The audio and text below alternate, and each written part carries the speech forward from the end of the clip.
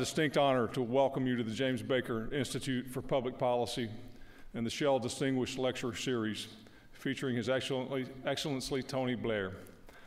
For over 17 years, Shell's been a proud partner with the Baker Institute. It's an organization that, through collaboration with academics, governments, industry, civic leaders, NGOs, and the media, has become one of the world's premier nonpartisan think tanks and a voice of influence and reason on often divisive topics. So without further ado, let me welcome Secretary Baker to the stage, and thank you for attending.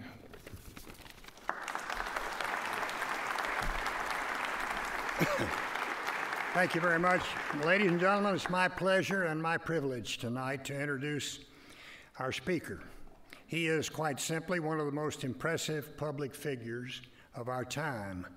As Prime Minister of the United Kingdom from 1997 to 2007, he steered his country through a period of dramatic change, both at home and abroad. Domestically, he governed, as he himself termed it, from the radical center, embracing pragmatism and an agenda that stressed economic prosperity and social justice. In the international arena, he was committed to British leadership, building closer relations with continental Europe, even as he maintained the Anglo-American special relationship. No American who remembers September 11, 2001 should ever forget the support our speaker tendered the United States in our national hour of need. Many things separate him from the late Margaret Thatcher, whose funeral he and I attended last month. They were of a different generation, a different political party, and a different personal temperament. But they shared a common belief in the centrality of the special relationship to both our countries and indeed to the world. When asked once why he believed so much in America, our speaker said, "A simple way to take the measure of a country is to look at how many people want in and how many want out." Since leaving public office, our speaker has continued to play an active role in international affairs. He has served as special envoy of the United Nations, the United States, the European Union, and Russia, the so-called quartet, that has taken the lead role in attempts to broker peace between Israelis and Arabs. And he has maintained his commitment, dating back to his period in government, to African economic, political, and social development. His Africa Governance Initiative embodies an innovative approach to supporting reform in countries as varied as South Sudan and Sierra Leone. That initiative is the subject of our speaker's talk tonight, and I'm sure that all of you are as eager as I am to hear his views on the prospects for better governance in Africa. His presence here is an honor for the Baker Institute, and it is a personal pleasure for me. He is a statesman in the truest sense of the word, an individual whose life in politics, government, and philanthropy has been dedicated to improving the human condition. So, ladies and gentlemen, the Right Honorable Tony Blair. Tony?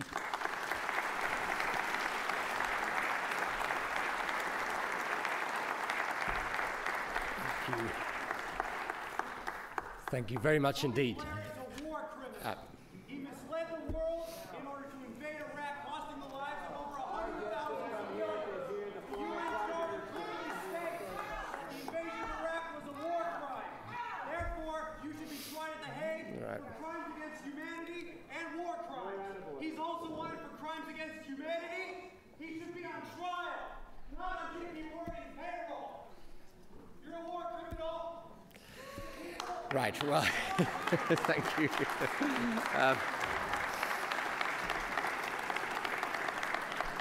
I think it was someone just trying to make me feel at home. Can I first of all say it's a wonderful pleasure to be here with you this evening in Houston at Rice University at the Baker Institute for Public Policy. And if I can just begin by saying it's an especial honor and pleasure for me to be here in the presence of Secretary Baker, Jim Baker, who's one of the people I respect and look up to most in politics. Jim was, I don't know whether you've ever told them this story, but I will tell this story. He taught me one of my great political lessons. Right? I basically believe in life, incidentally, that you learn your lessons best through a process of humiliation. And this is true particularly in politics, incidentally. And when I was a very young member of Parliament, I just started, and I became very rapidly the Treasury spokesman for the Labour Party. And there was a dispute that Britain was having with the United States of America at the time when Jim, of course, was Treasury Secretary in the US. And I was part of an all-party delegation that went over to the US in order to protest at the treatment. You know, tax in the US and the UK goes back a long way, as you know. And so anyway, I went over to Washington as part of this delegation. And I was the youngest. I was only 30 years old at the time. And some of the more experienced members of the delegation, who I may say were from the other political party, said to me, look, someone's got to go in and really give it to that guy Baker, okay? And, you know, we think, and we'd all love to do it, but actually we think the honor should be yours. And you should just go in and you tell Baker what's going on, and you threaten that unless he does what we want, you know, Britain's going to get really heavy and so on and so forth. So I thought, that's a real honor to allow me to do that. So I wander in there, see the Treasury Secretary. I've never been to Washington before, never been in the presence of Jim or any Treasury Secretary. And so I give my little pre-prepared spiel, trying to lay it on really heavy about how we were going to, you know, get very difficult with America unless they did what they wanted. And I went through this spiel issuing sort of semi-threats and so on and so forth. And then I stopped. And I remember Jim just leant over the table and he said, "Now listen to me, young man." And he proceeded to rip me to bits. And I went out of there thinking, yeah, I'm not going to do that again. But he's also one of the statesmen I admire most in the world. And now when I'm out in the Middle East a lot of the time, I often reflect, frankly, on the work that he did there and the enormous contribution he made to public life in America and around the world. So, Jim, thank you. So I am going to talk briefly about Africa, particularly the challenges of governance, but also... right. Okay. Look. Yeah.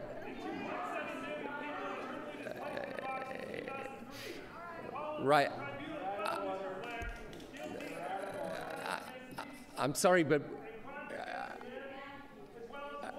okay. Thank you. All right.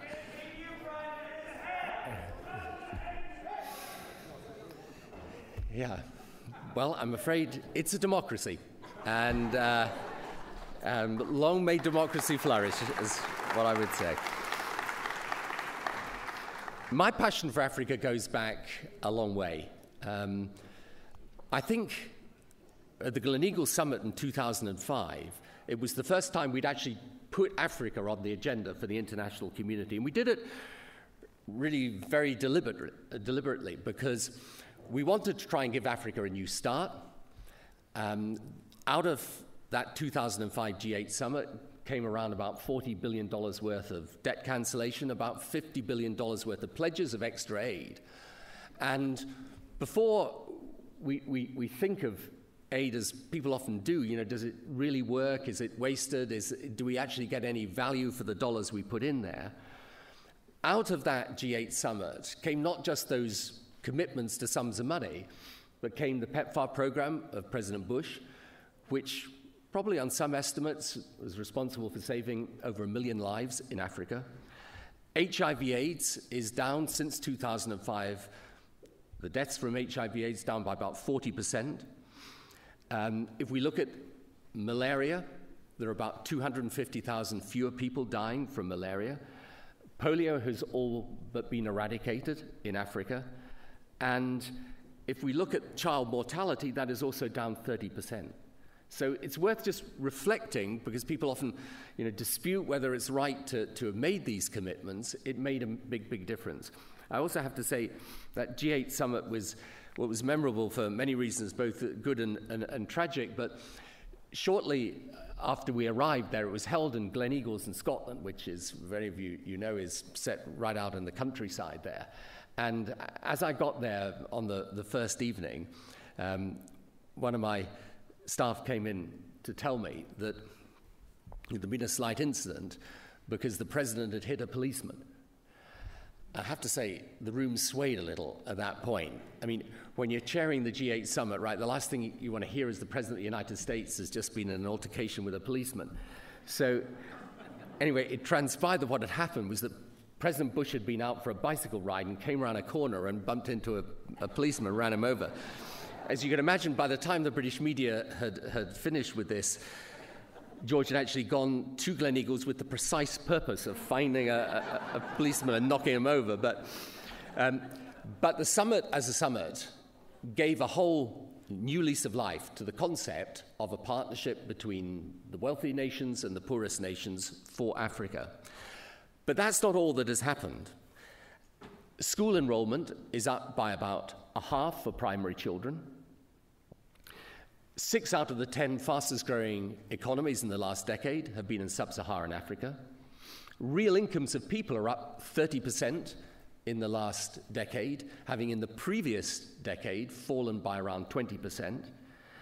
And you've got somewhere in the region now of a middle class that is set to double in the next 5 to 10 years. Trade with China is going from $11 billion to around $200 billion this year. And perhaps most important of all, in 1989 there were 3 democracies functioning effectively in sub-Saharan Africa. Today there are 23. So it's true that there are still, even with all those changes, 750,000 young children and women die from preventable disease every year. It's true also that only 1 in 5 people have access to electricity. And there's still a huge gap in the quality of education that's necessary for young Africans. But the fact is, something's happening. You know, Africa's not in the same state as it was all those years before. And when I'm there, I'm meeting a whole new generation of leaders, business, civic, social. There are huge resources there that, if they're properly developed, are going to make an enormous difference to the continent. And 2005 and the G8 summit didn't just launch a whole series of initiatives around debt cancellation and aid. It also helped establish, through the Commission for Africa that I set up a few months before that G8 summit, the concept of a new partnership between the West and the developing nations, with the express purpose over time of using the support and the help over time to take those countries out of aid dependency and allow them to stand on their own 2 feet. And that is actually the challenge for African governments today. So we have a situation where there's been enormous progress over the last few years. There is this new generation of leaders that wants to do the right thing. The challenges are immense, but the possibility and the potential are no longer something people simply talk about. You can see, and in the 7 different African countries I'm working in now, I am seeing how in each of those countries, slowly but surely, change is coming about. Now, what do they need to do? And this is where the title of tonight's talk is so important. The real challenge now, in my view, is not around aid, but around governance. Those countries with enormous resources and the potential to develop, what is going to make the difference in the future is the effectiveness of government. Now, by the way, effectiveness of government is a challenge for all countries, right? I mean, I think, you know, in each of our countries we have a certain... one of the first lessons I learned as Prime Minister, by the way, is I had this extraordinarily naive idea that because I was Prime Minister, I was a very powerful person. If I sat in Downing Street in the cabinet room and I took a decision, something happened. Right? But not like that at all. There's a whole gap between the taking of the decision and the execution of the decision, and there lies the pitfalls for most governments.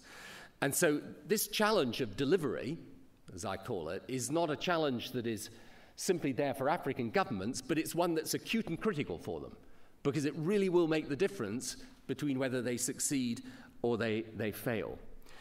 What my charity does, the Africa Governance Initiative, is that we work in a different way from many other charities in Africa, because what we focus on are not simply issues to do with transparency and accountability in government, important though those are, but we focus on efficacy.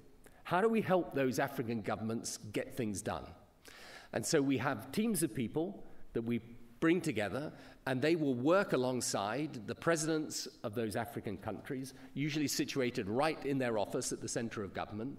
They will work with a team of local people, and the idea is to transfer capacity and skills. These people we bring in will have either worked in the British government or the US government. They might have worked for McKinsey's or in the private sector, but they're people who are dedicated to helping the governments prioritize, get the right policy, get the right personnel in the right places, and get things done.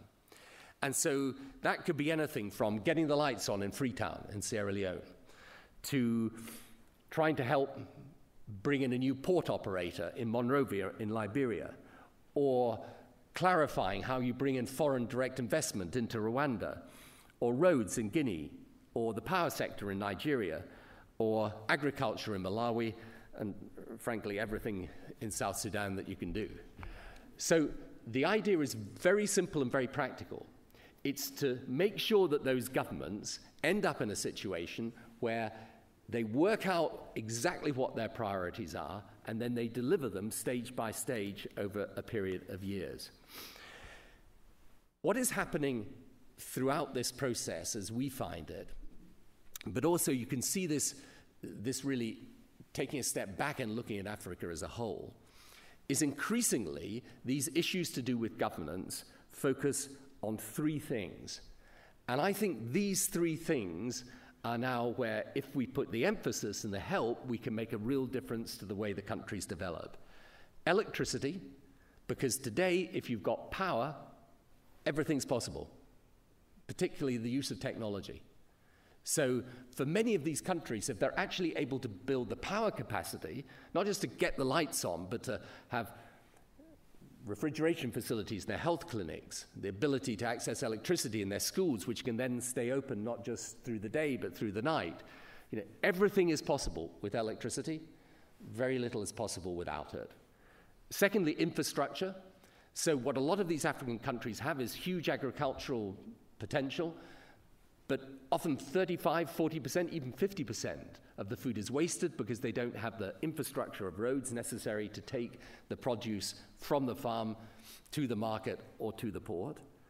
And thirdly, high quality private sector investment with predictable rules governing its introduction into a country. If you get those three things right, electricity, infrastructure, and quality private sector investment, everything else, in my view, is a manageable problem. So what we're now trying to do is to take the governance idea that we have pioneered in these 7 countries, and we're trying to take it now to the next level and establish a situation where we're bringing in people who are experts from different domains and different sectors from around the world, from multinational companies or companies with a particular expertise, and saying, give us the use of a person for a year, and we put them in a team, working with our people right alongside the president, and that practical experience that they have is the single most important thing in building capacity that the country could possibly contemplate. Because the difficulty, if you just focus in your mind for a minute, although we protest enormously at a lot of what our bureaucracies do, just imagine for a moment that you're a president of a country and there's no bureaucracy. Or what there is either ineffective, sometimes even corrupt, but certainly not capable of getting things done and delivering in the way that is necessary. So we would like then to take this whole concept of governance and take it to the next level, where we focus particularly on these 3 areas, electricity, infrastructure, private sector investment, and where we help these countries get on their feet and really over time wean themselves off a dependency because they're developing the resources in their own economy. And the importance of that is not just in itself to get the job done, But it also then gives this enormous strength to the roots that they're putting down for democracy. Because if you end up having elections fought, not on the basis of ethnicity or tribe or what coalition of interests you can put together, but the elections are being fought around who can do most for the people, then your democracy is not just a kind of theoretical concept. It's something that has taken root and can help change the lives of the people of your country and give them trust and faith in the democratic process. So that's a brief overview of where Africa is today and where it could be.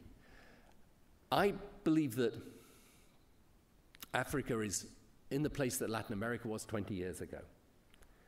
And 20 years ago, Latin America still had potential, but it wasn't clear that it could be developed, and it was. Today, I see the same in Africa.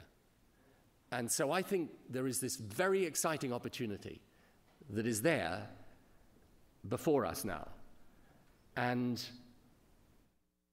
for us to get involved in this and to help these countries, I think this is not just good as a solid moral cause.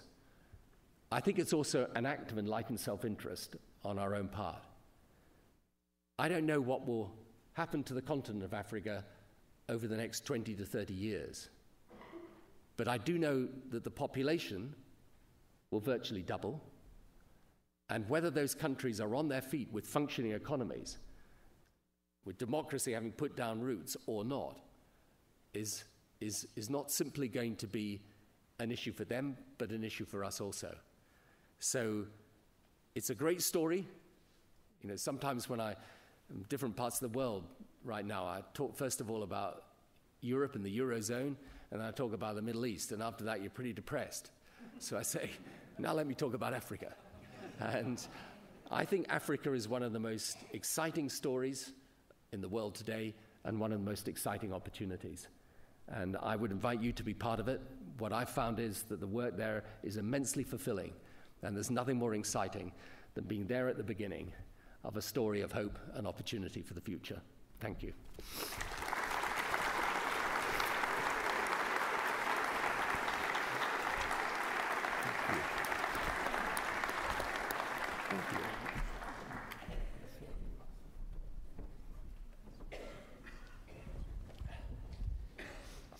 Thank you very much, Mr. Prime Minister, for that brief but very eloquent summation of the good work that you're doing in Africa and the importance of the issues in Africa.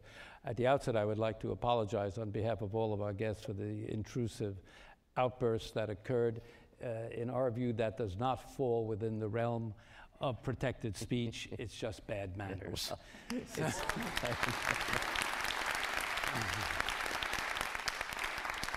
Please don't worry. And we're honored to have you here. Thank you, Mr. Prime Minister. I have 5 hours of questions on the Israeli-Palestinian conflict. Well, I'm happy to go wherever you want, Ed, but... No, but on Africa. You know, in the Middle East, they used to say that the outside powers can't want peace more than the Arabs and the Israelis want peace. In Africa, in this good work that you're doing, is it true that development organizations in Africa can't want good governance more than the governments themselves want? No, that's true. But I think the difference is in this younger generation of people coming through. Because I think one of the most important psychological changes that is necessary for a country to develop is when the country's leadership stop talking about the past or how unfair the world is to them, and start talking about how they're going to take the destiny of their country into their own hands. Right. And this is what I notice happening, not everywhere in Africa, don't misunderstand me, but if you look at recent elections in Africa, whereas maybe 15, 20 years ago, you know, those elections would have been heavily contested and maybe then a period of real instability. Now they're still heavily contested, but they're settling down. You know, if you look at Ghana recently, or Kenya even. And, you know, you take a country like Ethiopia that 25 years ago was a poster child, really, for the hopelessness and misery of Africa. You know, it's on its feet today. It's moving. It's going forward. And you know, one of the most exciting things about the work that I do is every time I'm going to some of these countries, I'm just seeing each time a noticeable improvement. So no, of course, we can't want it more than they do, but I think the good news is that they do want it. Excellent. And related to that, how do you, it must be a terrific challenge to try to identify leaders to partner with that can implement change and take ownership to improve the systems of governance, and that must be part of your task. Yeah, you see, one of the reasons I work on governance, not just in Africa and in different parts of the world, is that I know what it's like to sit in the seat and take the decision. And one of the things I always say to people is politics is actually quite a difficult business. I mean, you know, and sometimes when people complain to me about politicians, I always say to them, well, go and try it. It's harder than it looks. And, you know, part of what I like to do is to share my lessons. Because look, I had a very odd experience as a Prime Minister. I mean, I was, my party was 18 years in opposition. We lost 4 elections, one after the other. And we had a lot of work to do. I mean, I remember going to a party meeting just after I became Labour Party leader. And one of my party activists, this woman got up and she said to me, you know, Tony, the British people have now voted against us 4 times in a row. What on earth is wrong with them? Right,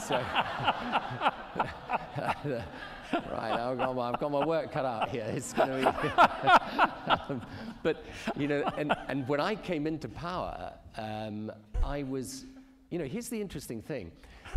The skill set that takes you into power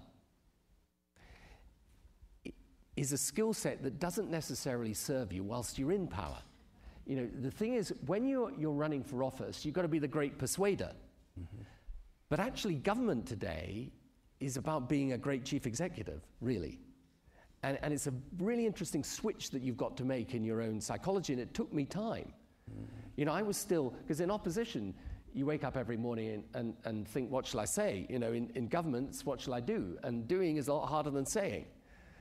You know, and I remember in my first couple of years in government, you know, I actually wanted, after about 18 months, to go out, and I said to my office, I want to go out and explain to the British people, look, I've never had a job in government before, this is my first job, you know, I'm just kind of learning. And they said, no, I don't think that's a very good idea.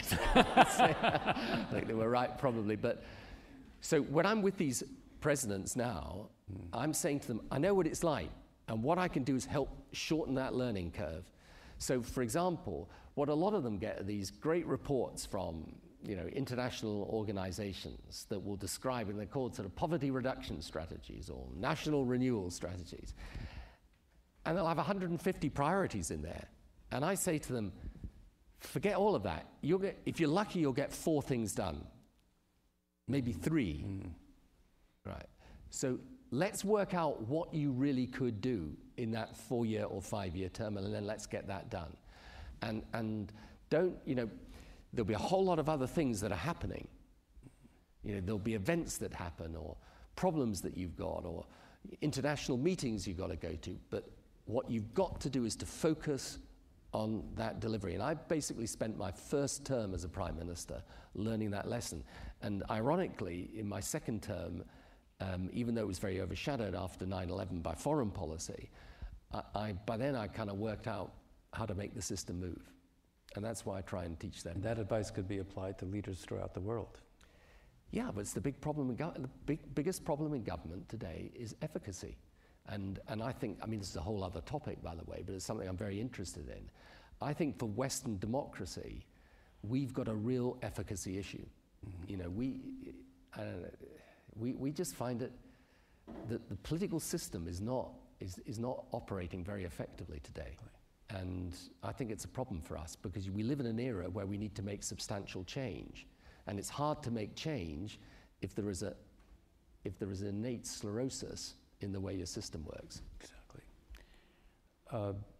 Last question before we turn it over to the audience. Regarding the private sector in Africa, how do you see the role of private companies, private enterprise in promoting social responsibility in the countries in which they are operating? Well, I think quality private sector investment is really important. And, you know, particularly now, frankly, with the rules under which American companies or UK companies operate, you know, the old ways of doing business, which were sometimes questionable, just don't apply anymore. But these countries really need good intellectual capital, business capital coming in. I mean, not just the money, but also the expertise. And what we try to do with the countries in which we work is to say, you know, you've got to create some predictable rules which allow those companies to come in and do business there. Because there's nothing worse than, you know, if you get a major multinational and make a big commitment and then suddenly you want to change the rules or you want to hit them with different tax demands. Now, in some of these areas, like development in oil and gas, you're always going to have a certain degree of friction between government and the international company. But I think quality private sector investment, it's absolutely essential. And then it's really for the government to make the best use of that. So in one of the countries we're working, for example, we're trying to get the companies that are going to build a lot of infrastructure for their own purposes to see how they could build that infrastructure in a way. It's the government in some of the infrastructure so that it's for the country as a whole. And, you know, I think that sense of responsibility, you know, social responsibility, as you say, I think is really, really important. Excellent. I'm going to turn it over to the audience. There are microphones on each side. Please identify yourself. And Hi, my name is Harvin Moore. Prime Minister, you've indicated you're encouraged for the future of Africa about the things that are happening now. And I wonder, as we look at Africa, especially those of us who are not as familiar with it, certainly we see a variety of countries, some that are far more dysfunctional than others. And so what should we look at, what do you look at in terms of a bellwether, particular countries, and if you would perhaps detail which couple of countries you look at and as some kind of an indication of where the future of if something's good is going on in Africa, what would you look for and where? Well, I mean, again, you're absolutely right. I mean, Africa is a continent, not a country. So, you know, it's like asking about Latin America. You know, it's very different looking at Venezuela from looking at Colombia, say. Right. I think what I look for is an honest president. You know, look, corruption is a major issue still in many of these countries, but I look for the president to be honest. I look for elections that are freely and fairly fought, because I think that matters. And I look for an attitude within the government where, you know, they realize that in today's world, the more that they encourage partnerships with the outside world, the better it's going to be for them. So, you know, I'm thinking of the countries we work in. I mean, Rwanda, for sure. Sierra Leone, Liberia, I think, are countries on their way up. South Sudan still got a lot of problems for very obvious reasons. Nigeria, if they could get the power sector sorted out, at least that would make a big difference there. And then I think you've got countries like, you know, Ghana, Tanzania, that have come on a long way in the past few years. But virtually everywhere you look, you know, you can go down, look at Botswana, you've got Mozambique, obviously, and Angola, which are very resource-rich countries. But virtually wherever you look, there are opportunities there today that weren't there before. But I think in terms of the government itself, I mean, I look for a reasonably well-functioning democracy, an honest president, and an attitude to outside investment that is positive. And I think if you've got those things in place, you've at least given yourself a chance. My name is Danga Kamau. I'm Kenyan, and I had the distinct pleasure of working in the Secretariat of the Commission for Africa in 2005. So I'm delighted to see that your enthusiasm for Africa hasn't waned. Thank you. My question relates to youth in Africa.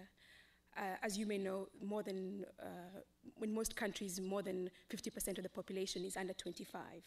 So there's a huge problem with having youth aspire to leadership, having youth educated.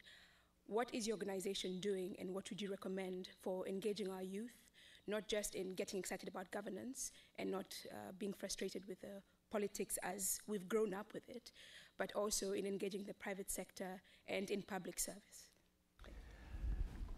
Right, we do actually work on educational programs, sometimes with governments. I mean, my sense is twofold. I mean, first of all, of course, the fact that you've got this very young population is going to put an enormous premium on providing jobs and opportunity for the young people. You know, I think the population in Nigeria is now around about 180 million, but by 2030 it's going to be 300 million. So, you know, this is a huge issue. I think the economy's got to grow. Okay, so, and that requires both political stability and the right type of outside and inside investment. But I think the education system itself is really, really important. And here's my take on it. Sometimes African presidents will say to me, you know, when are we going to get an education system like yours?